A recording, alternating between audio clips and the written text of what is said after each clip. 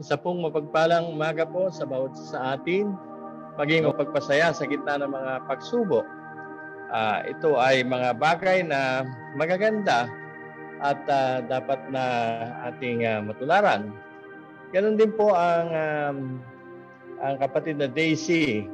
Si Daisy ay aking kumare at kapag kami ay pupunta sa kanyang bahay, kami ni Pastor Boy Bacani, ay para manalangin sa pamilya na ito, sa mag-asawa, nung kami ay magkasama pa sa ating simbahan dyan sa katedral, ay si Ate Daisy ay hindi po magkamayaw sa pagluluto ng mga, maaga kami doon kaya almusal ang kanyang ginagawa at masarap na almusal ang kanyang inihahain sa amin.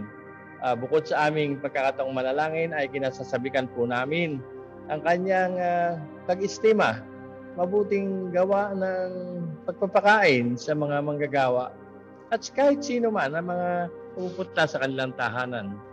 Of course, it is the hospitality ng buong pamilya ni Kuya Jerry, kanyang mga anak. Ganon din sa ating pong Kalebi, Bernardo. Ang babae ito ay nag-iwan ng isang magandang halimbawa na outlive siya. Ika nga hanggang ngayon ay patuloy na aming naalala at kinikilala ang kanyang pagiging generosity, lalong-lalo na sa mga lingkod ng Panginoon. Kahit siya ay merong karamdaman, kapag alam niyang merong manggagawa, ay kanya itong binibigyan ika nga ng love gift. At ang Nanay Levy ay aming na-appreciate ang kanyang kabutihang loob, ang kanyang generosity na mananatili sa aming puso sa mahabang panahon. Forfeit, gaano natin ginagamit ang ating buhay sa mundong ito? Ang sabi ng isang dakilang preacher, si Chuck Swindoll, ay sabi niya, your life is a coin. Ang iyong buhay ay isang barya. Magagastos mo ito sa anumang paraang gusto mo.